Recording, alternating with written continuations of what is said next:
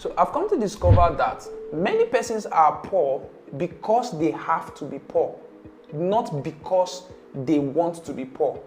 And this is why what poor people discuss in the room is different from what wealthy people discuss on the dining table. What poor people discuss in the bus is always about gossip.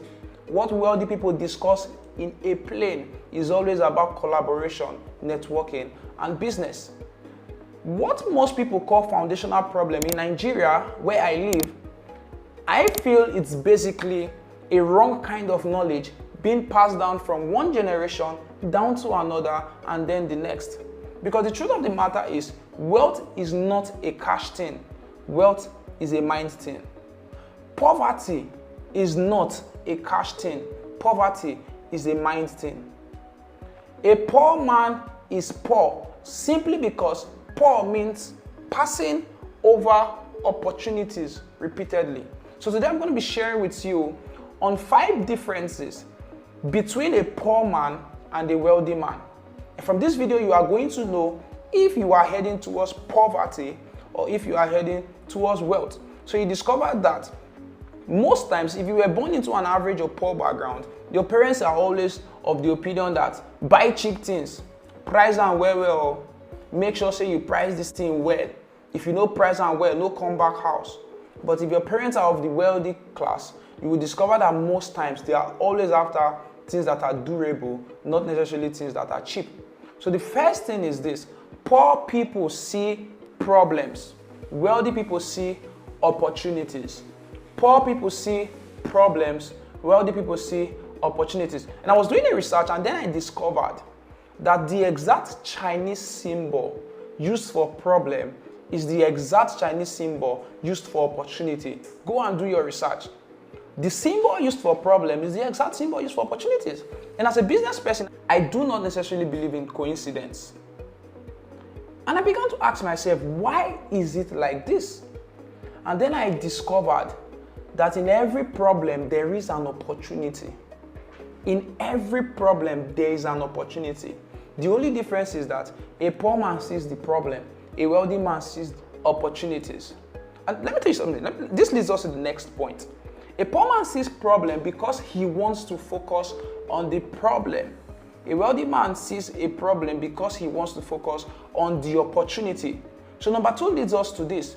Poor people complain, wealthy people fix. And I'm going to start from your home. The last time you saw something not properly arranged, were you complaining or were you fixing? Because if you were always complaining, it means you are heading towards poverty. If you were always fixing, whether you were noticed or not, it means you are heading towards wealth. So stop complaining and start fixing. When something is not properly done, if your first instinct is to grudge, is to complain, is to get pissed, it means you're going to be poor for a long time. But if your first instinct is to fix, is to spot an opportunity, then you are going to be wealthy for a long time. Don't forget, poor people focus on the problem. That's why they pass over opportunities repeatedly. Wealthy people focus on opportunities. Now, this is the third. Poor people damage, wealthy people improve. A poor person by default is always damaging. He's damaging his life. How do you damage your life? By saying negative things. So a poor man always criticizes himself destructively. But when a wealthy man criticizes himself, it is a constructive one. So when I say destructive criticism, I mean a criticism that is onto depression. When I say constructive criticism, I mean a criticism that is onto improvement. So a poor man damages himself by negative words.